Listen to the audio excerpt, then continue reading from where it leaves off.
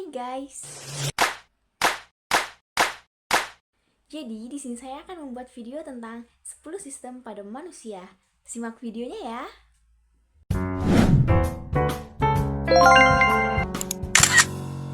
Sistem persarafan adalah jaringan tubuh yang mengatur berbagai aktivitas tubuh. Sistem ini bekerja untuk mendeteksi rangsangan dari lingkungan sekitar, serta mengirimkan respon untuk menjaga keseimbangan tubuh dan mengatur berbagai fungsi organ. Sistem ini terbagi menjadi dua, yaitu sistem saraf pusat, yang terdiri dari otak dan sumsum tulang belakang yang berfungsi untuk memproses informasi dan mengontrol berbagai fungsi tubuh. Kemudian, sistem saraf perifer merupakan jaringan saraf yang menghubungkan sistem saraf pusat dengan organ tubuh lainnya. Termasuk dalam sistem ini adalah saraf sensorik dan motorik. Sistem ini bekerja melalui neuron yang menghantarkan sinyal listrik dan kimia.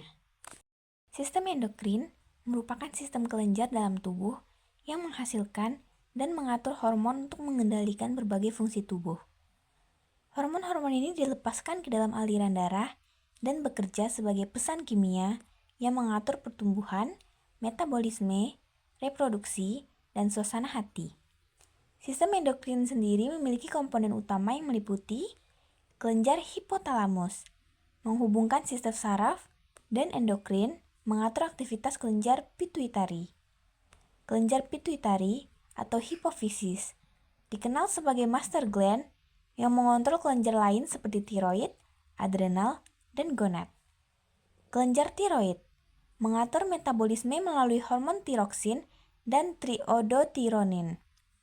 Kelenjar paratiroid mengatur kadar kalsium dan fosfat dalam darah. Kelenjar adrenal menghasilkan hormon kortisol untuk stres, aldosteron mengatur keseimbangan garam, dan adrenalin respon fight or flight. Pankreas menghasilkan insulin dan glukagon untuk mengatur kadar gula darah. Gonad atau ovarium dan testis menghasilkan hormon reproduksi seperti estrogen, progesteron, dan testosteron. Kelenjar pineal mengontrol ritme sirkadian dan tidur dengan hormon melatonin. Fungsi dari sistem endokrin sendiri yaitu mengatur metabolisme dan energi, mengontrol pertumbuhan dan perkembangan, mengatur keseimbangan cairan dan elektrolit, mendukung fungsi reproduksi, serta merespons stres dan mempertahankan homeostasis. Gangguan yang terdapat pada sistem endokrin adalah hipertiroidisme, produksi hormon tiroid berlebihan, hipotiroidisme, produksi hormon tiroid kurang, diabetes mellitus, gangguan produksi atau respon insulin, sindrom Cushing, produksi kortisol berlebihan, dan gangguan hormon reproduksi, masalah kesuburan, sindrom ovarium polikistik atau PCOS, dan lain-lainnya. Sistem reproduksi adalah sistem organ yang berperan dalam proses reproduksi atau perkembangbiakan manusia. Komponen utamanya adalah yang pertama untuk laki-laki, ada testis untuk menghasilkan sperma dan hormon testosteron, penis sebagai alat untuk menyalurkan sperma, epididymis tempat pemantangan sperma, vas deferens saluran sperma, kelenjar prostat, vesicula seminalis, kelenjar bulboretlaris menghasilkan cairan semen. Kemudian pada perempuan, ovarium menghasilkan sel telur dan hormon estrogen dan progesteron. Tuba falopi tempat pembuahan. Rahim atau uterus tempat perkembangan janin. Vagina saluran kelahiran. Dan serviks menghubungkan rahim dengan vagina. Fungsi dari sistem reproduksi ini ialah untuk menghasilkan sel reproduksi, sperma dan ovum, mendukung pembuahan dan perkembangan janin, mengatur hormon seksual. Sistem reproduksi sendiri memiliki gangguan umum yaitu infertilitas atau ketidaksuburan, infeksi seperti IMS, serta gangguan hormon seperti PCOS, endometriosis. Singkatnya, sistem ini mendukung kelangsungan hidup melalui keturunan. Sistem muskuloskeletal adalah sistem tubuh yang terdiri dari tulang, otot, sendi, dan jaringan pendukung lainnya, yang berfungsi untuk mendukung, melindungi, dan menggerakkan tubuh. Komponen utamanya adalah tulang, kerangka tubuh, melindungi organ, serta menyimpan kalsium. Otot, menggerakkan tubuh dengan kontraksi. Sendi, menghubungkan tulang dan memungkinkan gerakan. Ligamen, menghubungkan tulang ke tulang. Tendon, menghubungkan otot ke tulang. Kartilago, bantalan di antara tulang untuk mengurangi gesekan.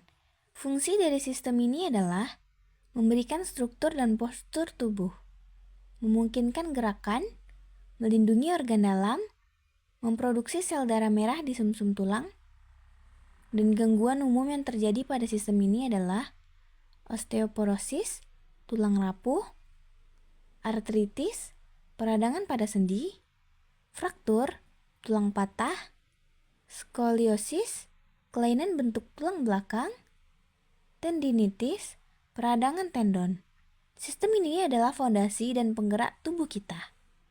Sistem integumen adalah sistem yang meliputi kulit, rambut, kuku, dan kelenjar. Sistem ini melindungi tubuh dari lingkaran luar dan membantu menjaga keseimbangan tubuh.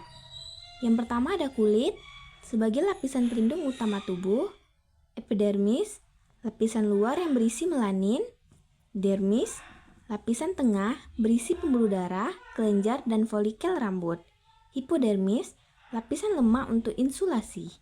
Kemudian kedua ada rambut, melindungi kulit dan membantu menjaga suhu tubuh. Ketiga ada kuku, melindungi ujung jari. Keempat ada kelenjar, yang pertama ada sebasea, menghasilkan minyak untuk melembabkan kulit. Keringat, mengatur suhu tubuh. Memiliki fungsi utama yaitu melindungi tubuh dari cedera, infeksi, dan sinar UV. Mengatur suhu tubuh, menghasilkan vitamin D dengan bantuan sinar matahari, merasakan rangsangan melalui ujung saraf. Gangguan umum yang terjadi pada sistem ini adalah yang pertama ada jerawat, penyumbatan kelenjar sebasea. Kedua, psoriasis, gangguan regenerasi kulit. Eksim, peradangan kulit, dan infeksi sebagai jamur, bakteri, atau virus. Sistem ini adalah pelindung pertama di tubuh kita. Sistem respirasi adalah sistem tubuh yang bertanggung jawab untuk pertukaran gas, yakni mengambil oksigen dan membuang karbon dioksida. Yang pertama ada saluran pernafasan atas, yang meliputi hidung untuk menyaring udara, faring menghubungkan hidung dan laring, laring menghasilkan suara dan melindungi saluran nafas, kemudian saluran pernafasan bagian bawah, ada trakea, mengalirkan udara ke paru-paru, bronkus dan bronkiolus, saluran ke alveolus. Tiga ada paru-paru, alveolus, tempat pertukaran gas antara oksigen dan karbon dioksida, otot pernafasan, diafragma, dan otot interkostal untuk mengatur pergerakan udara masuk keluar. Fungsi utamanya ialah mengambil oksigen untuk metabolisme tubuh, membuang karbon dioksida sebagai limbah metabolisme, membantu mengatur pH darah. Gangguan umum yang sering terjadi pada sistem ini adalah yang pertama asma, penyempitan saluran nafas, bronkitis, peradangan bronkus, pneumonia, infeksi paru-paru, COPD, gangguan aliran udara kronis, serta TBC, infeksi bakteri pada paru-paru. Sistem ini adalah inti dari suplai energi tubuh. Sistem kardiovaskular adalah sistem yang bertugas untuk mengedarkan darah, oksigen, nutrisi, dan hormon ke seluruh tubuh, serta mengangkut limbah metabolisme untuk dikeluarkan. Yang pertama ada jantung, pompa utama yang mengalirkan darah. Kemudian meliputi atrium, ruang atas menerima darah, ventrikel, ruang bawah memompa darah keluar.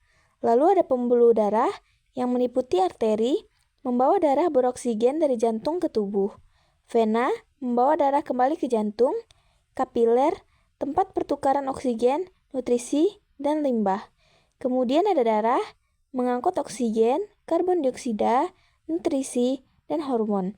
Sistem ini sendiri memiliki fungsi utama yaitu sebagai mendukung sirkulasi oksigen dan nutrisi, membuang karbon dioksida dan limbah, mengatur suhu tubuh dan pH darah, melindungi tubuh melalui komponen imun dalam darah.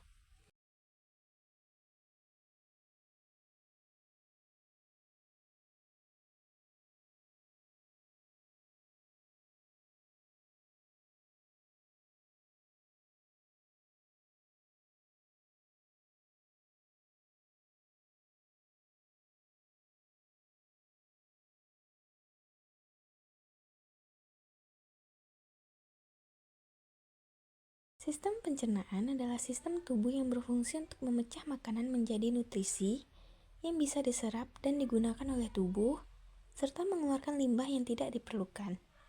Yang pertama ada mulut, tempat makanan masuk dengan gigi dan air liur yang membantu pencernaan awal.